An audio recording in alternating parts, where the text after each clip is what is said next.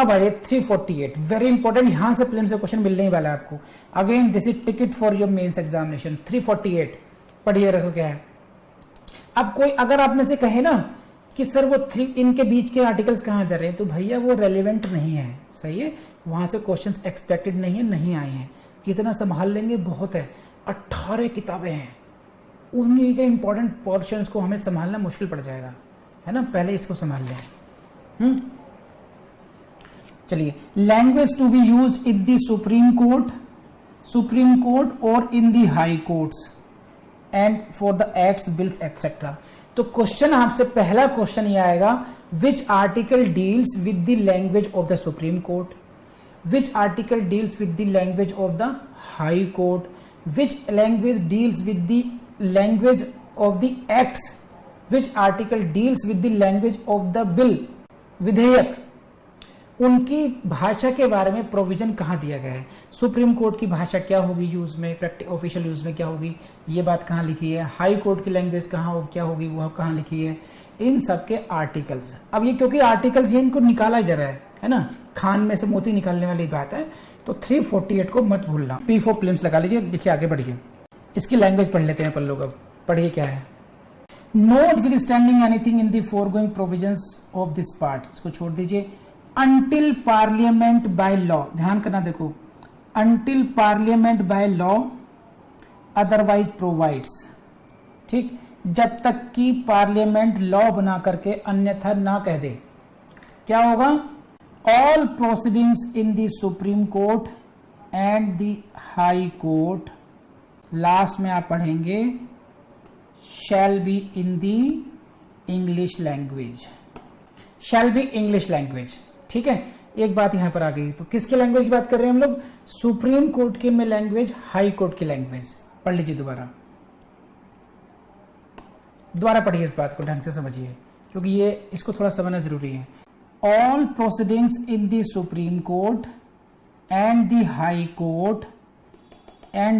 Court shall be in the English language.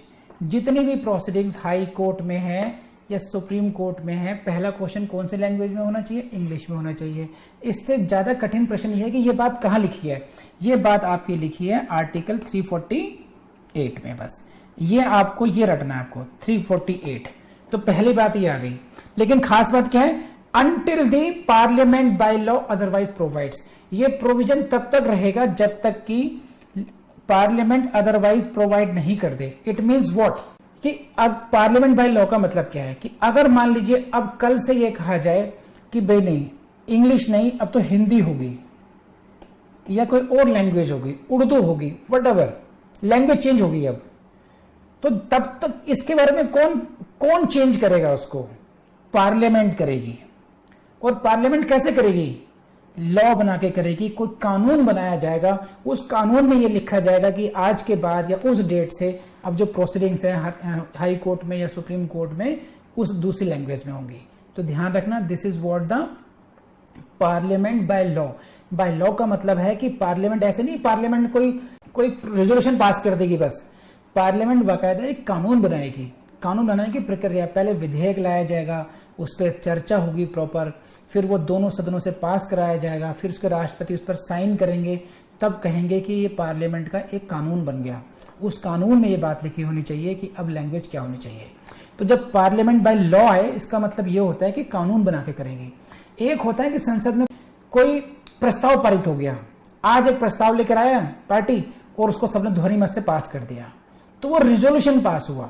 जैसे parliament ने सर्वसम्मति से ये रेजोल्यूशन पास करा कि जम्मू एंड कश्मीर भारत का अभिन्न अंग है और पाक ऑक्यूपाइड कश्मीर भी हम लेके रहेंगे। ये एक प्रस्ताव हुआ, पार्लियामेंट ने ही पास करा, लेकिन ये लॉ नहीं हुआ। तो कानून में और रेजोल्यूशन में अंतर है, इसलिए मैंने आपसे कहा कि लॉ जो वर्ड है यूज करा जा रहा है, इसकी एक वैल्यू है, इस पर आप लोगों को फोकस करना चाहिए, ठीक है। तो जब तक पार्लियामेंट अन्यथा नहीं कह देगी, सुप्रीम कोर्ट और हाई कोर्ट की लैंग्वेज इंग्लिश होगी। ये बात आपको 348 में लिखी है। अब और बात करते हैं, और किसकी बात की जा रही है। दूसरी बात देखिए, अब इंग्लिश लैंग्वेज होगी सभी की। अब आपने सिर्फ ये देखना किस किस की होगी। The authoritative text of all bills to be enacted और अमेंडमेंट्स देयर टू, जितने भी विधेयक हैं, जितने या विधेयक में कोई संशोधन है, उनका ऑथोरिटेटिव टेक्स्ट जो होगा, इसका मतलब क्या होगा, ऑथोरिटेटिव टेक्स्ट का मतलब क्या हुआ, यहां पे समझने की जरूरत है कि देयर इज ए बुक या copy in English language and there is a copy in Hindi language और other language, but there is some difference. अब now there is a question which one is right. तो authoritative जो text होगा, चाहे वो किसी bill का हो यानी कि विधेयक का हो, या उसके अंदर अमेंडमेंट का हो यानी कि संशोधन का हो, that shall be in the English language. समझ में आता है आपको. बिल्स, विधेयक या उसमें अमेंडमेंट. कौन से बिल की बात कर रहे हैं हम, क्या केवल पार्लियामेंट की. देखिए, either in the house of the parliament और house of the legislature of state, चाहे वो राज्य की विधायिका हो, चाहे ये जो विधेयक है वो राज्य की विधायिका में वो यूपी लेजिस्लेचर का हो, दिल्ली लेजिस्लेचर का हो, या फिर वो राज्यसभा लोकसभा, उसका जो ऑथोरिटेटिव टेक्स्ट है बिल का या अमेंडमेंट का, ये इंग्लिश में होगा. ये बात कहां लिखी है बताओ फटाफट. आर्टिकल 348 में. ऑल एक्ट, जितने भी कानून बनेंगे उनकी जो ऑथोरिटेटिव टेक्स्ट होगी. अब आपका डायलॉग है आपके पास, हिंदी में भी इंग्लिश में भी है, लेकिन which shall be considered to be the authoritative. जो ऑथोरिटेटिव टेक्स्ट होगा वो किसको माना जाएगा, वो इंग्लिश लैंग्वेज को माना जाएगा. All ordinances promulgated by the president ने किया हो या गवर्नर ने किया हो, ऑर्डिनेंस पास किया हो, उसकी लैंग्वेज इंग्लिश में होगी. ये बात कहां लिखी है, आर्टिकल 348. शाबाश. तो इस तरीके से पढ़ना है आप लोगों ने, बस इन्हीं पॉइंट्स को फोकस करना है, नोट मोर देन दिस. ये देख लीजिए, ऑल ऑर्डर्स, सभी आदेश, रूल्स, नियम, regulations, bylaws issued under the constitution, संविधान के अंतर्गत कोई भी ऑर्डर पास किया गया है, कोई भी नियम बने, जैसे some order has been pass by the president under constitution, राष्ट्रपति ने कोई ऑर्डर पास किया हो, सुप्रीम कोर्ट ने अपनी कार्रवाई को संचालित करने के रूल्स बनाए हों, वॉटएवर, जितने भी संविधान के अंतर्गत आदेश पारित होंगे, रूल्स बनेंगे, वो सभी कैसे होंगे, shall be in the English language. सही है. या पार्लियामेंट ने, लेजिस्लेचर ने कोई ऑर्डर पास किया हो, वो सभी लैंग्वेज कैसी होगी, इंग्लिश होगी. तो देखो यहां पर ये सारे डिटेल्स है, यहां पर ये किन किन की इंग्लिश लैंग्वेज होगी एज पर 348. ये लिस्ट है and this list should be in your mind. अब देखो कितना काम यहां बढ़ गया हमारा. अब आप इमेजिन कर पा रहे होंगे कि करने के लिए बहुत कुछ है, इसलिए खोजने की जरूरत नहीं है. जो सामने है, जो साक्षात हैं, इतने भगवान सामने हैं, इन्हीं को पहले पूज लें, तो जो अदृश्य भगवान है उनको तो बाद में खोजेंगे. ठीक है ना, वाली स्थिति है यहां पर. ये बढ़े आगे. नेक्स्ट, अब यहां पर आ जाइए. Hina Bhanot. Hina Bhanot is the governor of the Karnataka. सही है. गवर्नर है, वहां पर एक जो है ये आवाज उठ गई कि साहब हाई कोर्ट में जो प्रोसीडिंग्स हैं, proceedings in the High Court should be in the Kannada, वहां की लोकल लैंग्वेज में होनी चाहिए. पंजाब में आवाज उठ गई कि पंजाबी में होनी चाहिए, और यूपी में आवाज उठ गई कि हिंदी में हाई कोर्ट की प्रोसीडिंग्स चलनी चाहिए, हाई कोर्ट के जो कार्रवाई है वो हिंदी में हो. अब ये कैसे होगा, because as per 348, what is this, 348 से सुप्रीम कोर्ट और हाई कोर्ट की लैंग्वेज कैसी होनी चाहिए, शैल बी इंग्लिश होनी चाहिए. और इसमें कुछ चेंज करना है तो कौन करेगा, पार्लियामेंट बाय लॉ करेगी. ठीक है. लेकिन अब हम बात कर रहे हैं भैया हाई कोर्ट की. हाई कोर्ट की प्रोसीडिंग्स जो है वो कैसे हों. चलिए, तो इसके बारे में क्या कुछ मॉडिफिकेशन हो सकता है, इस संबंध में आपने पढ़ना है अब ये कि अगर अब ये होना है तब कैसे हो सकता है. और P for प्रीलिम्स लगाते जाइएगा, क्वेश्चन यहीं से आएंगे. देखिए, note with standing anything in sub clause A of 1, यानी कि जो इंग्लिश वाली जो बात लिखी थी ऊपर, उसमें कुछ भी लिखा हो, the governor of a state with the previous consent of the president please highlight and write before plain. पूरा का पूरा फ्रेज रटा होना चाहिए आपको. Governor of the state, governor of the state with previous consent of the president, राष्ट्रपति की पूर्व सहमति के साथ, राज्यपाल राष्ट्रपति की पूर्व सहमति से ये पूरा का पूरा फ्रेज आपको होना चाहिए, the governor of a state with the previous consent of the president.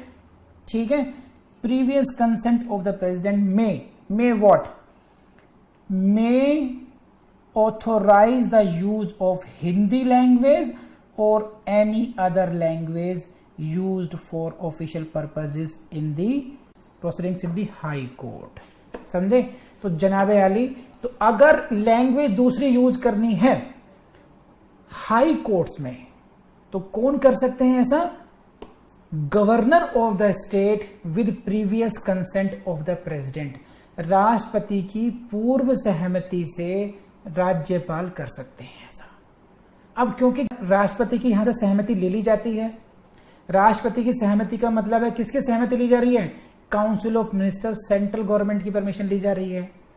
तो उस तरीके से इनडायरेक्टली एक तरीके से कह सकते हैं सेंट्रल गवर्नमेंट की भी परमिशन मिल गई है। तो वर्ड आपको यही यूज करना है, governor of the state with previous consent of the president, राष्ट्रपति की पूर्व सहमति के साथ। तो यहां पर क्वेश्चन कैसे घुमाएंगे? Governor of the state, option A, governor of the state with consent of the president, previous को भुला देंगे, आपको प्रीवियस में नहीं लिखेंगे। फिर एक ऑप्शन में लिखेंगे governor of the state subject to the later approval by the president, ये भी गलत होगा। और एक ऑप्शन होगा previous consent of the president, governor with the previous consent of the president is the right answer. तो प्रीवियस कंसेंट पे ही घुमा देंगे, आपको ध्यान रखना। तो पूरा एग्जैक्टली वर्ड, इसलिए मैं आपको पूरा डिजाइन करके देता हूं हमेशा ये बोर्ड पर, ताकि आप इन शब्दों को अलग अलग देख पाओ अच्छे तरीके से। कैसी कंसेंट है? Previous consent. किसकी प्रीवियस कंसेंट? प्रेसिडेंट की प्रीवियस कंसेंट। ठीक है, किस लिए? यूज ऑफ हिंदी और any other language instead of English. तो ये बनेगा आपको, ये इंग्लिश की जगह किसको? हिंदी में, या अदर लैंग्वेज हो तो governor with previous consent of president. बन गए प्रीलिम्स के नोट्स। इस तरीके से होना चाहिए आपको, ये सही है। अब अगला खतरनाक क्वेश्चन देखो, मैं आपको जो बात समझाना चाह रहा था ना, ये कुछ सेक्शंस को हम लोग तुरंत निकल गए, लेकिन यहां पर हम लोगों को अच्छी खासी अंडरस्टैंडिंग बिठानी पड़ रही है। यही आर्ट है, इसी तरीके से तैयारी होती है। कहां पर फोकस ज्यादा करना है, कहां पर कम करना है। अल्टीमेटली आपका और मेरा एम एक ही है, आपका सिलेक्शन। ठीक है, उससे ना कुछ कम ना कुछ ज्यादा।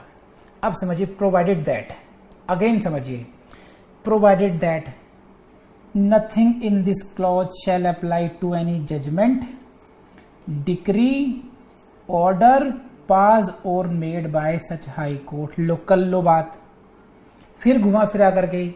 अब हाई कोर्ट के जज साहब भिड़ गए, गवर्नर साहब आईपीसी हिंदी में समझना आसान है क्या? कन्नड़ में, तमिल में, पंजाबी में कैसे समझेंगे आईपीसी को? कैसे, कहां से लाएंगे रूलिंग? हमारे बस की नहीं ऑर्डर पास करने लोकल लैंग्वेज में। हम जजमेंट पास नहीं कर पाएंगे, डिग्री पास नहीं कर पाएंगे, ऑर्डर पास नहीं कर पाएंगे लोकल लैंग्वेजेस में। तो भैया नमस्ते करके पहले ही संविधान में लिख दिया कि ये जो चेंज ऑफ जो लैंग्वेज की बात हो रही है वो nothing in this clause shall apply to the judgement order, यानी कि वो अंग्रेजी में ही चलते रहेंगे, no problem in that. High court के ऑर्डर्स जो हैं, degree orders etcetera, that shall continue to be the English in the English language. So language of high court, supreme court English, that can be change, that can, उसमें कुछ modification होगा तो parliament by law करेगी, एक बात करेगी। लेकिन governor with previous consent of the president में से दैट हिंदी और अदर लैंग्वेज को यूज कर सकते हैं, लेकिन उसमें भी यह है कि जजमेंट, डिक्री, कोई ऑर्डर हो हाई कोर्ट का, उस पर यह रूल लागू नहीं होगा, यानी कि मॉडिफिकेशन की बात वहां पर लागू नहीं होगी। तो 3-4 बातें हैं, डिटेल में समझाया मैंने, कुछ समराइज कर दिया। तो this is 348 from my side. I hope कि आपने लेक्चर अटेंड किया होगा, अच्छे तरीके से किया होगा, जैसे गाइड किया गया वैसे ही आप तैयार करेंगे। मुझे आपसे एक बात कहनी है, केवल देखिए, अब अगर अधिकतर मैं देख रहा हूँ स्टूडेंट्स डिमोटिवेटेड फील कर रहे हैं 3 इयर्स के रूल की वजह से। 3 साल का जब से नियम आया है, 3 साल की प्रैक्टिस चाहिए आपको, तो स्टूडेंट्स के बीच में डिमोटिवेशन आ रहा है। मैं स्टूडेंट्स आपसे पूछता हूँ, आप अपने आप से पूछिए क्वेश्चन, अगर सरकारी कह दे कि ठीक है साहब अगले महीने एग्जाम दे सकते हो, are you ready for that? आप तैयार हैं एग्जाम देने के लिए? तो वो 3 साल को 3 साल मत समझिए, आप पहले ये देखिए आपको खुद को कितना टाइम चाहिए। हो सकता है आप अपने अभी शुरुआत ही ना की हो, आपको 2-2.5 साल तो आप ही को चाहिए पढ़ाई करने के लिए। तो 3 इयर्स के रूल के चक्कर में आप डिमोटिवेटेड ना हो और खुद को रोके नहीं, अपना लर्निंग का, प्रैक्टिस का जो शेड्यूल है उसको फॉलो करते रहें। इवेंचुअली आप जज बन जाएंगे। और जैसा मैंने कहा है वैसे रिवाइज और वैसे प्रैक्टिस जरूर करते रहना आप लोग। और हमारी वेबसाइट vidhijuicer.com और ऐप को एक्सप्लोर करना नहीं भूलें। Thank you very much.